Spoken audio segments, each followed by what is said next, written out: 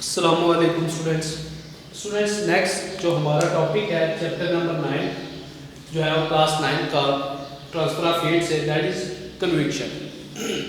Students जो हमारे last topics है उनमें हमने एक पढ़ा था कंडक्शन ऑफ हीट को एंड वहाँ पे हम लोगों ने ये भी देखा था कि जो कंडक्शन ऑफ हीट है वो मैक्सिमम होती है आपके जो सॉलिड्स होते हैं उनके अंदर, but on the other hand जो आपके liquid and gases are not good conductor of heat. So solid और के बजाय जब हम लिक्विड और गैस की बात करते हैं तो students these are not the good conductors of heat. इनके अंदर हीट जो है वो कंडक्ट नहीं होती है या उस तरह से कंडक्ट नहीं होती जिस तरह से कि सॉलिड्स के अंदर कंडक्ट होती है। तो उस वजह से कुछ डिफरेंट मैकेनिज्म्स हैं जिनको यूज़ किया जाता है इनके अंदर, यानी लिक्विड के अंदर और गैस के अंदर जो हीट है उसको एक जगह से दूसरी जगह तक ट्रांसफ़र करने के लिए। फॉर दैट पर्पस जो हम मेथड यूज़ करते हैं that method is called convection of the heat. तो convection of heat student basically क्या है कि कन्वेक्शन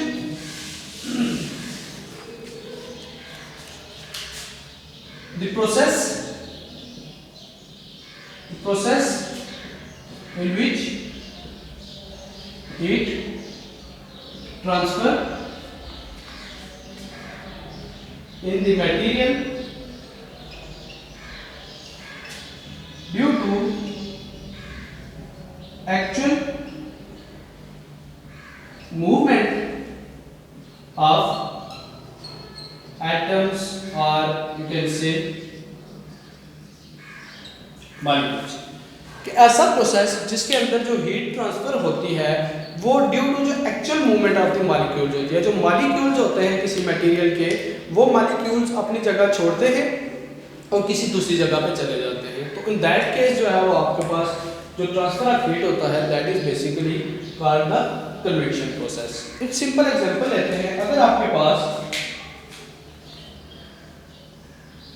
have some jar और जार जो है वो फिल्ड है किससे, डिफरेंट वाटर के साथ। आप इसको क्या करते हैं, यहां से हीट प्रोवाइड करते हैं। स्टूडेंट जब जार वाटर से फिल्ड हो, जब हीट दी जाती है तो यहाँ पे जो नीचे वाटर के मॉलिक्यूल्स होते हैं वो स्टूडेंट्स क्या होते हैं कि हीट अप होते हैं, एनर्जी इनको मिलती है। तो क्या करते हैं कि जो हॉट वाटर यहाँ पे था इस हीट की वजह से वो वाटर क्या होता है, हॉट वाटर ये क्या करता है कि यहाँ से ऊपर की तरफ मूव करने लगता है और इस सरफेस के ऊपर जो कोल्ड वाटर था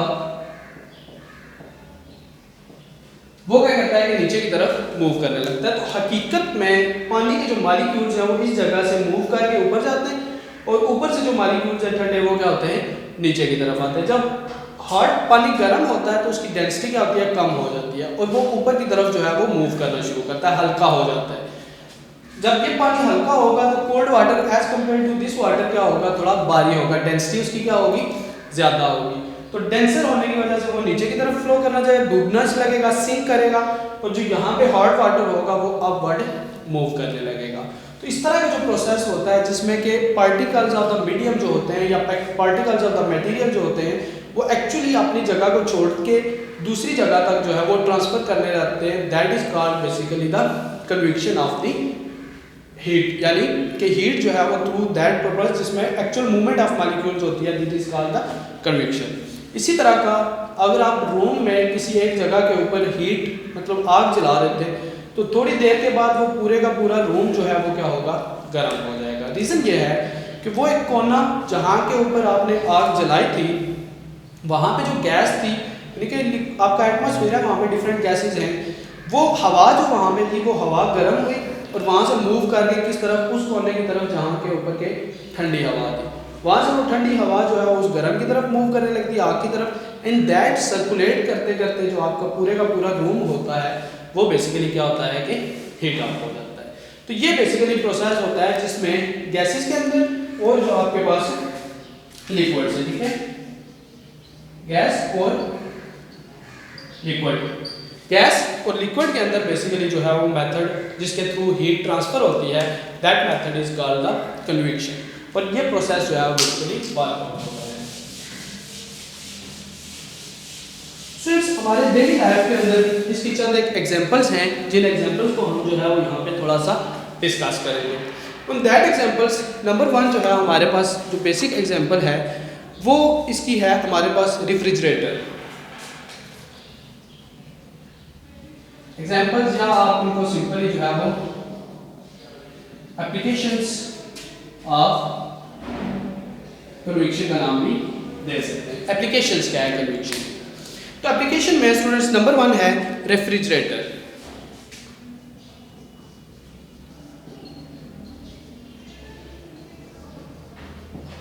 नंबर 1 इज रेफ्रिजरेटर। तो रेफ्रिजरेटर जो है वो किस तरह से काम करता है और इसके अंदर कन्वेक्शन क्या है वो हम जो है वो इसमें देखेंगे अभी। नंबर 1 हमारे पास जो इसकी एग्जांपल है दैट इज रेफ्रिजरेटर। स्टूडेंट्स, अगर रेफ्रिजरेटर देखें तो उसका जो कूलिंग फ्रीजिंग पॉइंट होता है या जो फ्रीजर होता है वो हमेशा ऊपर की तरफ होता है। और होता यह है कि आपके पास वो फ्रीजर में एक गैस होती है फ्री ऑन, जिसको कि बेसिकली थ्रू कन्वेक्शन हम क्या करते हैं कि उस पूरे पाइप के अंदर डिफरेंट इस तरह का उसका जिगजैग सा पाइप बना होता है, कुछ इस तरह से लाइक दिस। यहाँ से उसका एक सिंक होता है, यहाँ पे हीट मिलती है उसको, हीट से वो थ्रू आउट इस पूरे सर्कल के अंदर क्या किया जाता है कि आप उस जो आपकी फ्री ऑन होता है ठंडा पानी, उसको क्या करते हैं एक तरह से आप पूरे सिस्टम के अंदर क्या कर देते हैं, घुमा रहे होते हैं। यानी यहाँ से हीट होगा, हीट होकर ऊपर चला जाएगा, ऊपर वाला ठंडा नीचे आएगा, तब तक ये यहाँ पे ठंडा हो जाता है, फिर वो डाउन आने लगता है। और इस थ्रू इन दिस प्रोसेस क्या होता है कि वो आपका जो कोल्ड वाटर होता है वो क्या कर रहा होता है, सर्कुलेट करता है। और सर्कुलेशन के दौरान जो आपकी फूड होती है उसके अंदर से जो हीट होती है उसको वो एब्जॉर्ब करता रहता है। लास्ट हमने टॉपिक्स में भी कुछ में किया था इवेपोरेशन के प्रोसेस में भी। तो इस दिस मेथड इवेपोरेशन की मदद से उसको यहाँ पे क्या किया जाता है, सर्कुलेट। और उस सर्कुलेशन की वजह से जो रेफ्रिजरेशन का प्रोसेस होता है बेसिकली वर्क करता है। तो इट्स मीन्स के रेफ्रिजरेशन के अंदर भी हमारे पास कन्वेक्शन को जो है वो एज अ होल इस्तेमाल किया जाता है। आफ्टर दैट जो हमारे पास एग्जाम्पल है दैट इज नंबर 1। नंबर 2 के बाद हमारे पास नंबर 2 है थंडरस्टॉर्म।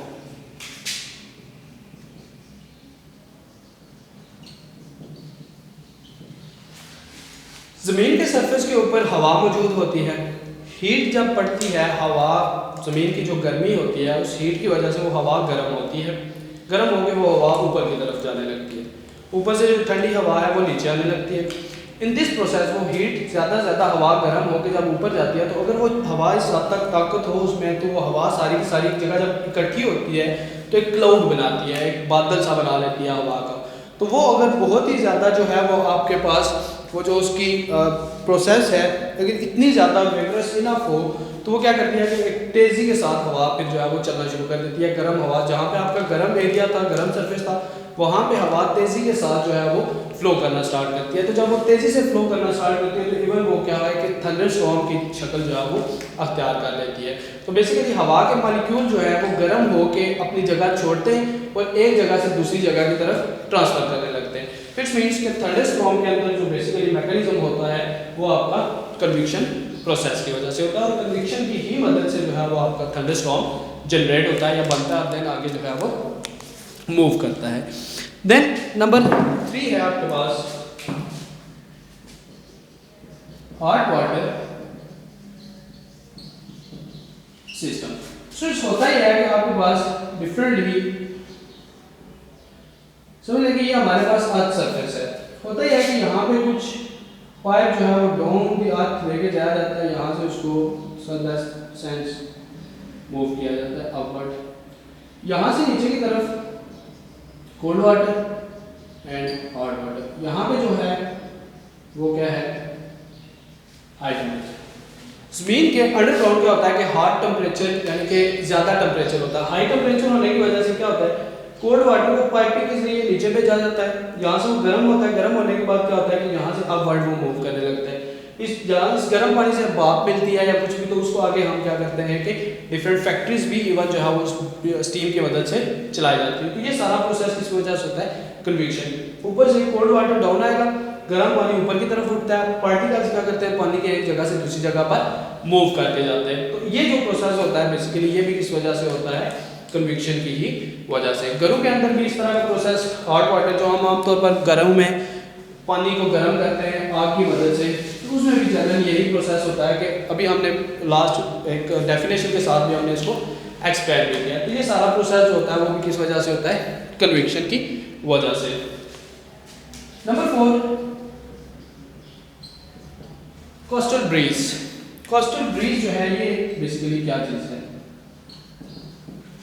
कोस्टल ब्रीज स्टूडेंट्स जो समंदर के आसपास के एरियाज होते हैं वहाँ पर इसको बेसिकली हम देख सकते हैं। होता यह है कि डे टाइम के अंदर जो डे टाइम होता है, डे टाइम में जो ज़मीन होती है स्टूडेंट्स, ज़मीन के ऊपर थोड़ा सा हम इसको लाइक यहाँ पे हम ड्रॉ कर लेते हैं। तो आज तो यहाँ पे आपके पास क्या है, सी। ज़मीन के ऊपर दिन में ज़्यादा धूप पड़ती है, धूप की वजह से क्या होता है कि इसके ऊपर जो हवा मौजूद होती है वो सारी हवा गर्म हो जाती है, बहुत हीट अप होती है। हीट अप जल्दी होने की वजह से क्या होती है कि सारी की सारी यहाँ से जो हॉट एयर है वो क्या है, खूब चलने लगती है किस तरफ, सी की तरफ। और जो सी के ऊपर ठंडी हवा आती है उस सरफेस से वो चलने लगती है कहाँ पे, अर्थ की तरफ। और जो आपके पास क्या होती है, कोल्ड एयर होती है। सर डे टाइम में स्टूडेंट्स, इन डे टाइम जमीन के सरफेस के ऊपर हवा जल्दी से गर्म होती है और वहां से सर्कुलेट करने या मूव करने लग जाती है आपके पास कहाँ पे, टुवर्ड्स द सी। और ऑन द अदर हैंड सी के ऊपर क्योंकि हवा थोड़ी ठंडी होती है तो वो मूव करने लग जाती है आपके किस तरफ, अर्थ की तरफ। तो इस दौरान जो आपके पास ये मूवमेंट होती है इसको हम जो है वो स्टूडेंट्स बेसिकली हम जब इसको स्टडी करते हैं तो इसको एज अ लेग यानी सी ब्रीज बेसिकली क्या इसको बोलते हैं हम लोग। ये जो ठंडी हवा इस तरफ से आ रही होती है इसको हम सी ब्रीज का नाम है। तो आप देखेंगे कि जो साहिल समंदर के आसपास के एरियाज होते हैं वहाँ के दिन के टाइम पे ज़्यादा ठंडक होती है as compare to the night time, क्योंकि दिन में समंदर की जो ठंडी हवाएं होती है वो ज़मीन के सरफेस गर्म होने की वजह से उस तरफ मूव करने लगती है और वहाँ से गर्म हवाएं जो है वो कहाँ पे जाने लगती है, समंदर की तरफ। On the other hand night में ये सारा प्रोसेस जो होता है स्टूडेंट इसका उल्ट हो जाता है। It's night time, night time में आपके पास जो अर्थ है, अर्थ के ऊपर जो हवा होती है वो कोल्ड होती है और ऑन द अदर हैंड समंदर है वहां पे आपके पास एक हॉट एयर होती है।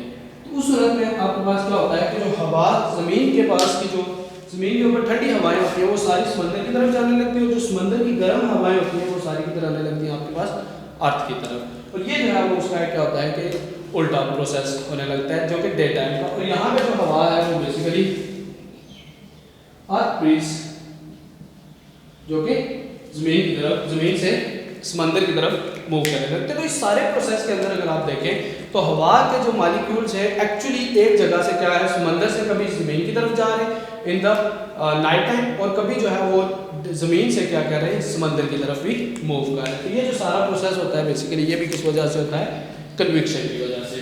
तो ये आपका जो है वो बेसिकली एप्लीकेशन एक कन्विक्शन की इस प्रोसेस में भी आती है। And last one is students इसके जो आपकी प्रॉपर्टीज है,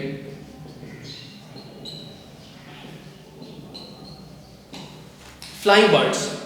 कई दफ़ा आपने देखा होगा कि कौवे वगैरह या जो डिफरेंट बर्ड्स होते हैं बहुत जब हाइट पे चले जाते हैं तो फ्लैपिंग नहीं करते, अपने पर हिलाए बगैर वो क्या करते हैं कि काफ़ी दूर तक उड़ के जा रहे होते हैं। होता यह है कि ज़मीन की जो गर्म हवा होती है वो सारी उनको ऊपर की तरफ हाइट पे लेके जाती है। जब बहुत हाइट पे चले जाते हैं उस गर्म हवा के साथ वहाँ पे उनको फ्लैपिंग की ज़रूरत नहीं पड़ती, आराम से उस गर्म हवा के साथ जो है वो मूव करते रहते हैं। वो जो गर्म हवा होती है बेसिकली उसको हम जो है कन्विक्शन करंट का नाम भी देते हैं। तो उन कन्विक्शन करंट की मदद से क्या करते हैं कि विदाउट फ्लैपिंग बर्ड जो है वो फ्लाई करने देते हैं। पैराग्लाइडर्स की भी इसी तरह का, उनकी भी उसमें भी ये बेसिकली हमारे पास कन्विक्शन का प्रोसेस होता है जो कि गर्म हवा की वजह से ऊपर जाते हैं, देन वहाँ से आराम से विदाउट एनी फ्लैपिंग जो है वो बर्ड्स क्या करते हैं थ्रू आउट मूव करके जा रहे होते हैं। तो ये बेसिकली चंद एक जो है हमारे पास कन्विक्शन की एग्जाम्पल्स थी। तो कन्विक्शन प्रोसेस क्या है और उसका बेसिकली हमारी डेली लाइफ के अंदर या जो उसके एप्लीकेशंस क्या हैं, ये बेसिकली हमारा जो है वो आज का एक टॉपिक था।